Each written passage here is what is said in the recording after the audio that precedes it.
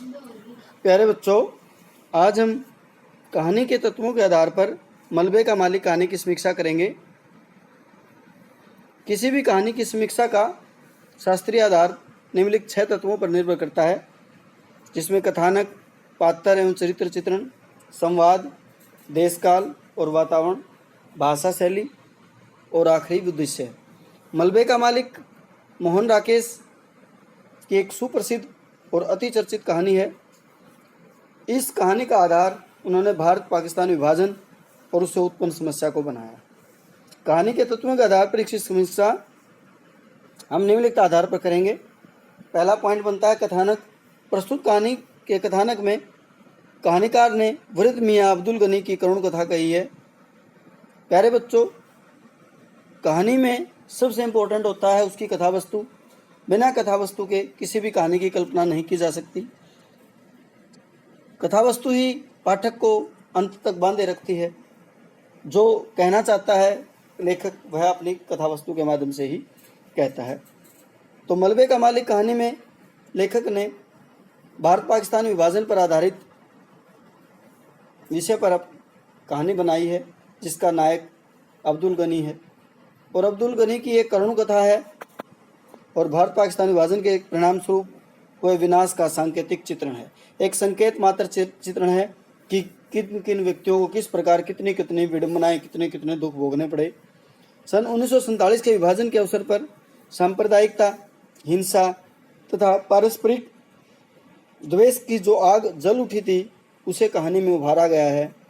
कहानी में गनी मियाँ नामक एक वृद्ध मुसलमान की आत्म पीड़ा की अभिव्यक्ति हुई है, जो विभाजन के समय पाकिस्तान चला गया था, परंतु उसका पुत्र व परिवार जिद करके भारत में ही रह गया था। हॉकी मैच देखने के बहाने जब वह अमृतसर के अपने पुराने घर आता है, तो उसे न चिराग मिलता है, न उसका परिवार मिलता है तो केवल मकान का मलबा, जिसका भी वह हकदार नहीं है। वह अपने पुत्र व उसके परिवार के कातिल को ही उसका मित्र समझकर दुआएं देकर वापस चला जाता है। इस चित्रण में कहानीकार सफल रहा है। अब आती है पात्र और चरित्र चित्रण की। चरित्र चित्रण की दृष्टि से मलबे का मालिक एक सफल कहानी है। 2 पात्र हैं, गनी मियाँ और रखा पहलवान। मनोरी और लच्छा गौण पात्र हैं। गनी मियाँ के रूप में सच्चे मानव तथा पिता का चित्रण हुआ है। वह विभाजन से पूर्व ही पाकिस्तान जाकर अपनी दूरदर्शिता का परिचय देता है। अपने मकान के मलबे को देखकर और अपने पुत्र चिराग और उसके परिवार को याद कर उसे मानसिक पीड़ा होती है। इस सब को वह भावी समझकर स्वीकार कर लेता है। उसके मन में किसी के प्रति घृणा और बैर भाव नहीं है। वह उदार, नेक, आस्तिक मुसलमान है। उसका यह कथन उसके चरित्र को स्पष्ट करना है। वह रखा पहलवान को क्या कहता है? जो होनी थी सो हो गई, उसे कोई लौटा थोड़ा ही सकता है। खुदा नेक की नेकी रखे और बद की बदी माफ करे। मेरे लिए चिराग नहीं तो तुम लोग तो हो। मुझे आकर इतनी तसल्ली हुई कि उस जमाने में कोई भी यादगार है। मैंने तुमको देख लिया तो चिराग को देख लिया। अल्लाह तुम लोगों को सेहतमंद रखे, जीते रहो, खुशियां देखो। ये शब्द किसके हैं? गनी मियाँ के हैं। उसने किसको कहे थे? रखा पहलवान को कहे थे। गनी मियाँ को इस बात का नहीं पता था कि चिराग और उसके परिवार की हत्या रखा पहलवान नहीं की थी, और वह उनको आशीर्वाद देता हुआ वापस अपने देश चला जाता है। अमृतसर का रखा पहलवान गली का दादा है। सभी उससे डरते थे। विश्वासघाती है। मकान के लोभ में चिराग को उसके परिवार सहित मार देता है। इस प्रकार वह जघन्य और राक्षसी कार्य करता है। उसके व्यवहार से सभी तंग हैं।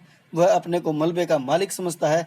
अब्दुल गनी का उदारतापूर्ण व्यवहार उसे अपने जघन्य कृत्य के लिए मानसिक पीड़ा अवश्य पहुंचाता है, पर उसके चरित्र में परिवर्तन नहीं होता।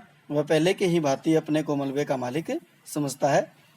इस कहानी के जो 2 अन्य पात्र हैं, कौवा और कुत्ता, ये दोनों पात्र रखे पहलवान के इस अधिकार को झुठलाते हैं कि मलबे का मालिक वह है। कुत्ता भौंकता है और कौवा भी मुंडेर पर आकर बैठ जाता है। फिर आते हैं संवाद। मलबे का मालिक में संवाद योजना प्राय कम ही है। जो भी संवाद कहानी में बड़े मार्मिक और संक्षिप्त हैं, प्रभाव उत्पन्न करने वाले हैं, वे चरित्रों की विशेषताओं को प्रकट करने में समर्थ हैं। फिर अगला पॉइंट है देश काल और वातावरण। देश काल और वातावरण से अभिप्राय है कहानी के समय, स्थान और परंपराओं से होता है। प्रस्तुत कहानी वातावरण प्रधान है। इस दृष्टि से कहानी बड़ी ही सजीव बन पड़ी है। गनी के जले हुए मकान के मलबे और लाहौर से अमृतसर आए मुसलमानों की चहल पहल का बड़ी ही सजीव और स्वाभाविक चित्रण किया गया। भाषा शैली, कहानी की भाषा सरल, सुबोध और प्रभावयुक्त खड़ी बोली है। तद्भव शब्दावली की प्रधानता है। वर्णात्मक और मनोविश्लेषणात्मक शैली का प्रयोग किया गया है। संवाद शैली भी कुछ सतलों पर प्रयुक्त हुई है। संकेतों का भी प्रयोग हुआ है। कहानी का संकेत अंत में उभरता है। एक भटकता हुआ कौवा लकड़ी की चौखट पर बैठकर उसके रेशे को इधर उधर छितराता है और एक कुत्ता उसे उड़ाने के लिए भौंकता है। अपनी अपनी दृष्टि से इन दोनों का मलबे पर अधिकार है। इस प्रकार यह संकेत कहानी में उस सामाजिक परिवेश को रंगित किया गया है जो देश के विभाजन का परिणाम है। अंत में आता उद्देश्य। कहानी का उद्देश्य कहानी के अंत में संकेत द्वारा प्रकट होता है। कौवे और कुत्ते के प्रतीक से मोहन ने गहरी बात कही है। कुत्ता यह सहन नहीं करता कि कौवा मलबे की लकड़ी की चौखट पर बैठकर उसके रेशे को छितराए।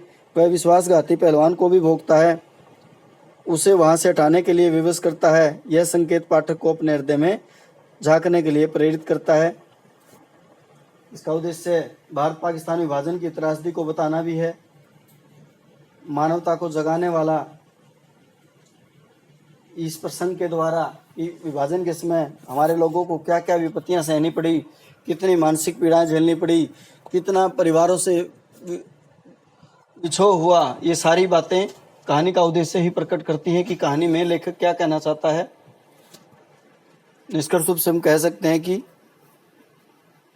मलबे का मालिक कहानी मोहन राकेश की उद्देश्यपूर्ण रचना है और लेखक इस कहानी के माध्यम से जो भी पाठकों के सामने संदेश रखना चाहता है वह उस रखने में सफल रहा है।